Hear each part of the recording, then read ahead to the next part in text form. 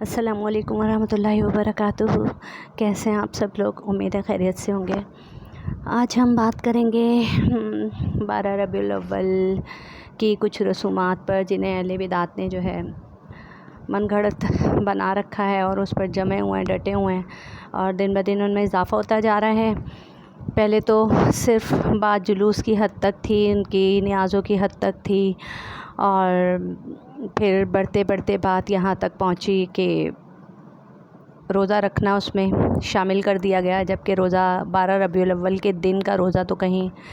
دین میں، شریعت میں کہیں نام و نشان ہی نہیں ہے۔ ہاں، نبی پاک صلی اللہ علیہ وسلم ہر پیر کا روزہ رکھا کرتے تھے، اور اس کی وجہ جب ان سے دریافت کی گئی تو انہوں نے فرمایا کیونکہ میری پیدائش کا دن ہے، تو وہ اس کو لے کے 12 ربیع الاول کا روزہ، جبکہ 12 ربیع الاول تو نبی پاک صلی اللہ علیہ وسلم کی پیدائش کنفرم ہی نہیں ہے۔ پھر اس کے بعد تھوڑا ایک اسٹیپس آگے بڑھے، اور پھر اس روزے کے بعد کیک بنا لیا گیا، کیک کاٹنا شروع ہو گئے، نبی پاک صلی اللہ علیہ وسلم کا نام جو ہے کیک پر، نبی پاک صلی اللہ علیہ وسلم کا مبارک نام لکھ کر اور اس پر چھری چلانا، یہ پتہ نہیں کون سی محبت نبوی ہے کہ جس کا اظہار اس طرح سے کیا جا رہا ہے، اور پھر دعویٰ کیا جا رہا ہے کہ غلامی رسول میں موت بھی قبول ہے۔ اور پھر تھوڑا اور آگے بڑھے تو جو ہے عید کی نماز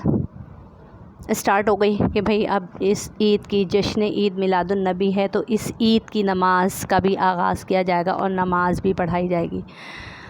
اور ہوتے ہوتے بات یہاں تک پہنچی کہ اس عید میں عیدیاں بٹنا شروع ہو گئیں، اور اس سال تو یہ اضافہ ہوا ہے کہ سننے میں آیا ہے کہ لوگوں میں عیدیاں تقسیم کی گئی ہیں۔ اور معاذ اللہ ایک اور چیز جو سامنے آئی ہے، ملتان کے ایک ضلع میں یہ جو 12 ربیع الاول کا جلوس ہے، اس پہ ایک لڑکی کو وائٹ کلر کی میکسی پہنا کر، اچھا خوبصورت سے تیار ویار کر کے، اس کے سر پہ تاج واج لگا کر، اور اسے ایک تخت پر بٹھا کر جلوس میں شامل کیا گیا ہے، اور اس کو جو ہے نا حور کا نام دیا گیا کہ بھئی یہ حور ہے، اور آپ کو جو ہے نا یہ حور ملنے والی ہے۔ عشق مصطفیٰ صلی اللہ علیہ وآلہ وسلم کا جو آپ لوگ مظاہرہ کر رہے ہیں، سچے پکے عاشق ہیں، تو یہ عاشقوں کو یہ حور قیامت والے دن جنت میں ملنے والی ہے، اور آئیں اور اس کا جو ہے آپ اس کی زیارت کریں، اور اس اللہ معاف کرے کبھی شرکت کی ہو یا نہ کی ہو، لیکن اللہ تو محفوظ ہی رکھے ہم سب کو ایسے موقعوں پر شرکت سے۔ لیکن کبھی اگر آپ نے دیکھا ہو کہیں ٹی وی پر، کہیں آپ نے کوئی کلپ وغیرہ دیکھا ہو، تو آپ نے دیکھا ہوگا کہ کتنا مردوں کا رش، بے انتہا مردوں کا رش، اور جو ہے لڑکے مرد سب وہاں پر، ہر عمر کے جو ہے نا لوگ وہاں پہ موجود ہوتے ہیں۔ بے پردگی عروج پہ پہنچی ہوئی ہوتی ہے۔ وہاں پہ ایک لڑکی کو مطلب ایک ہیڈ لائٹ بنا کے آپ وہاں پہ چڑھا دو، اور سب کی نظریں اس پر مرکوز ہو جائیں، اور مطلب وہ جنت کی حور جسے خراج تحسین پیش کرنے کے لیے وہ جلوس جو ہے نا اپنی کمانڈ میں لے کر آگے بڑھ رہا ہے، اور لوگ اس کی پیروی کر رہے ہیں، اس کے آگے پیچھے گھوم رہے ہیں۔ اللہ معاف کرے، یہ کیا چیز ہے یار، یہ کیا ہے، یہ اس کا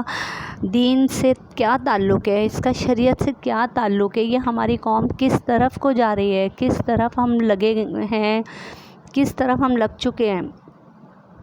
ہم کیوں اپنے اسلاف کو نہیں دیکھتے؟ کیوں ہم نہیں دیکھتے نبی پاک صلی اللہ علیہ وسلم کی زندگی کو؟ کیوں ہم نہیں اٹھاتے صحابہ کے جو حیات مبارکہ ہیں ان کو ہم کیوں نہیں دیکھتے؟ ہمارے پاس ہمارے علماء کرام کی کتابیں بھری پڑی ہیں اس چیز پر۔ آپ جس ٹاپک پر بھی آپ نالج حاصل کرنا چاہیں، ماشاءاللہ ماشاءاللہ ہمارے علماء کرام نے اپنے شب و روز کی محنت سے ایسے ایسے چراغ روشن کیے ہیں، ایسی ایسی تصانیف ہمارے پاس چھوڑی ہیں کہ ہم ان کا احسان زندگی بھر نہیں بھول سکتے۔ ہمیں ایک ایک واقعہ، ایک ایک لمحہ ایسے ملتا ہے تاریخ کی کتابوں میں جیسے کہ ہم خود وہاں موجود تھے، ہم اس کا مشاہدہ کر رہے تھے۔ اس طرح سے ہمارے اسلاف کی زندگیاں محفوظ کر رکھی ہیں کتابوں میں، تو ہم کیوں اس سے استفادہ حاصل نہیں کرتے، اور کیوں ہم علم غلم، مطلب ہماری حالت اس قوم کی سی ہو گئی ہے کہ جہاں بھیڑ میں کوئی ایک تالی بجا دے تو سب کے سب اس کو تالی بجانے کا مطلب ہے نا ایک محرک سمجھ لیتے ہیں، اور سب کے سب شروع ہو جاتے ہیں تالی بجانا، یہ سوچے سمجھے بغیر کہ واقعہ دراصل کیا پیش آیا۔ لیکن ہمیں چاہیے کہ ہم اپنی آنکھوں کو کھولیں، ہم دیکھیں کیا یہ کام سارے ہمارے اسلاف میں ہوئے ہیں، ہم جو ہے اس نہج پہ پہنچ گئے ہیں کہ پروموٹ کر رہے ہیں بے پردگی کو، کیا یہ دین میں ہے، کیا ہمارے نبیوں کی زندگیوں سے ہمیں کہیں یہ سبق حاصل ہوتا ہے، کیا ازواج مطہرات اور بنات رسول اللہ صلی اللہ علیہ وآلہ وسلم نے کبھی اس طرح کے مظاہرے کیے، ایسے بے پردگیوں میں کبھی حصہ لیا؟ اللہ محفوظ رکھے ہم سب کو کہ مطلب کیسے کیسے ہم نے کہ جب پردے کا حکم آیا تو اس کے بعد جو ہے رات کے ٹائم پردے کا حکم آیا تو خواتین جب اگلے دن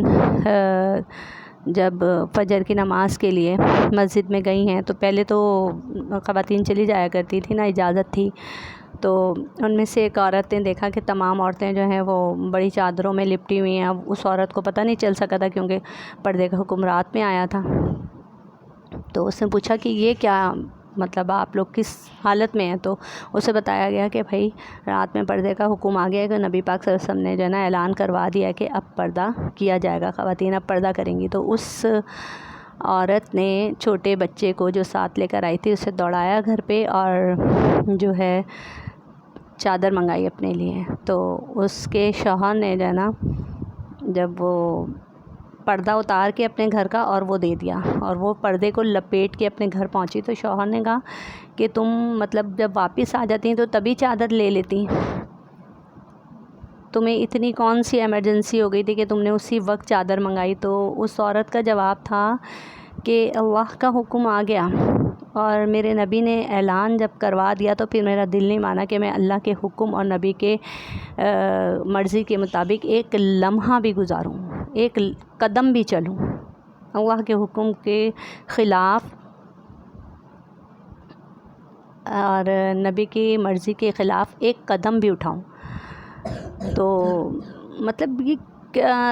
ہم دیکھیں، عشق مصطفیٰ تو یہ ہے، عشق نبی تو یہ ہے، نہ کہ یہ کہ آپ جلوسوں پہ جھنڈے لے کر اور عجیب و غریب سی رسومات، مجھے تو ٹھیک سے پتہ بھی نہیں ہے، بس جو سننے میں آتی ہیں وہی آپ سے ذکر کر رہی ہوں۔ یہ ساری یہ کیا عشق مصطفیٰ کی دلیل کہاں سے اس میں پیدا ہو رہی ہے، کہاں سے اس سے ثابت ہو رہا ہے کہ یہ عشق مصطفیٰ صلی اللہ علیہ وآلہ وسلم ہے؟ آپ جو ہے اس قدر مشغول ہوتے ہیں کہ نمازوں کی آپ کو فکر نہیں ہوتی، جلوس میں، کہ نبی پاک صلی اللہ علیہ وسلم نے فرمایا کہ میری آنکھوں کی ٹھنڈک نماز میں ہے، تو وہ نمازیں قضا ہو رہی ہوتی ہیں، ظہر بھی، عصر بھی، مغرب بھی، 3 نمازیں تو مسٹ قضا ہو رہی ہوتی ہیں ان کی جلوسوں کے چکروں میں، کیونکہ جلوس جس ٹائم شروع ہوتا ہے اور جس ٹائم ختم ہوتا ہے وہ ڈیوریشن کم از کم 3 نمازیں تو لازمی قضا ہو رہی ہوتی ہیں، اور روزے رکھ کے بیٹھ جاتے ہیں بلا وجہ کا۔ بدعت کا ایک دروازہ کھول رکھا ہے۔ کیا یہ نبی پاک صلی اللہ علیہ وسلم کی محبت ہے؟ ایک صحابی رسول صلی اللہ علیہ وآلہ وسلم نماز پڑھ رہے تھے، جہاں نماز پہ تھے، کہ ان کو خبر ملی کہ نبی پاک صلی اللہ علیہ وسلم کا وصال ہو گیا ہے، تو انہوں نے وہیں رونا شروع کر دیا کھڑے کھڑے، اور اللہ سے دعا مانگی، اللہ پاک آپ میری آنکھوں کی روشنی سلب کر لیں، کیونکہ میں نہیں چاہتا کہ میری آنکھیں اگر نبی پاک صلی اللہ علیہ وسلم کو نہ دیکھیں تو کسی بھی چیز کو دیکھیں۔ تو اللہ تعالیٰ نے ان کی مطلب دعا میں اتنی محبت تھی، اتنی تاثیر تھی کہ اللہ تعالیٰ نے ان کی دعا کو قبول فرمایا اور ان کی آنکھوں کی جو روشنی ہے نا وہ سلب کر لی۔ یہ عشق مصطفیٰ صلی اللہ علیہ وآلہ وسلم ہے۔ ایک غزوے میں جب نبی پاک صلی اللہ علیہ وسلم نے اعلان کیا کہ غزوے کی تیاری کی جائے، تو حضرت ابو بکر صدیق رضی اللہ تعالیٰ عنہ اپنے گھر کا سارا سامان لے کر پہنچ گئے، اور ٹاٹ کا جو بوریا ہوتا ہے اس کا لباس بنا کے پہن کے آ گئے۔ نبی پاک صلی اللہ علیہ وسلم نے پوچھا ابو بکر اپنے گھر والوں کے لیے بھی کچھ چھوڑا ہے؟ تو فرمانے لگے کہ یا رسول اللہ، اللہ اور اس کے نبی کا نام چھوڑا ہے۔ تو اور وہ واقعہ ایسا تھا کہ فرشتوں نے نا، نبی پاک صلی اللہ علیہ وسلم کا فرمان ہے کہ فرشتوں نے آسمانوں پہ وہ ابو بکر صدیق رضی اللہ تعالیٰ عنہ کا وہ جو ٹاٹ والا لباس تھا نا، وہ اللہ تعالیٰ کے حکم سے ان سب نے پہنا. مطلب وہ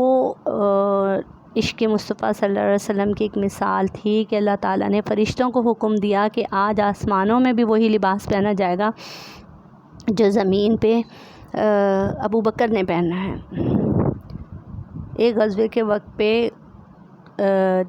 مجاہدین نکلے اپنے اپنے گھروں سے لڑنے کے لیے. کسی کا بیٹا تو کسی کا باپ تو کسی کا شوہر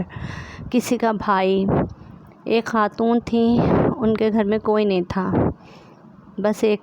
6 ماہ کا چھوٹا بچہ تھا. تو وہ پریشان کہ میں کیا کروں، میں کسے پیش کروں غزوے کے لیے. تو وہ اپنے 6 ماہ کے بچے کو لے کے نبی پاک صلی اللہ علیہ وسلم کے پاس آ گئیں اور نبی پاک صلی اللہ علیہ وسلم سے فرمانے لگیں کہ آپ جو ہے نا اسے بھی جنگ میں شامل کر لیں. تو نبی پاک صلی اللہ علیہ وسلم فرمانے لگے کہ یہ بچہ ہمارے کس کام آئے گا. تو وہ کہنے لگیں یا رسول اللہ، جب آپ کی طرف کوئی تیر آنے لگے نا تو آپ اسے آگے کر دیجیے گا تاکہ یہ آپ کے لیے ڈھال بن جائے. تو یہ وہ جذبہ تھا، یہ وہ جو عشق تھا، یہ عشق مصطفیٰ صلی اللہ علیہ وسلم کی اصل حقیقت ہے. یہ جو ہم غیر شرعی کام کر رہے ہیں، یہ کہاں سے عشق نبی کی دلیل ہے، کہاں سے اس سے عشق مصطفیٰ صلی اللہ علیہ وسلم ثابت ہو رہا ہے. ہم سب کو چاہیے کہ ہم اس طرح کے واقعات کو جو ہے نا ڈیگریڈ کریں، ان کے خلاف آواز اٹھائیں. جتنا ہم ان کے خلاف آواز اٹھائیں گے انشاءاللہ تعالی نبی پاک صلی اللہ علیہ وسلم کے امتی ہونے کا حق انشاءاللہ تعالی ہمیں ادا کرنا اور ہم ادا کریں گے انشاءاللہ. تو میری آپ سے یہی گزارش ہے کہ ایسے واقعات پر ضرور واقعات وہ آواز اٹھائیں اور ایسے واقعات کو ڈیگریڈ کریں. اجازت دیجیے، اپنا خیال رکھیے گا، مجھے دعاؤں میں یاد رکھیے گا. اللہ حافظ. السلام علیکم ورحمۃ اللہ.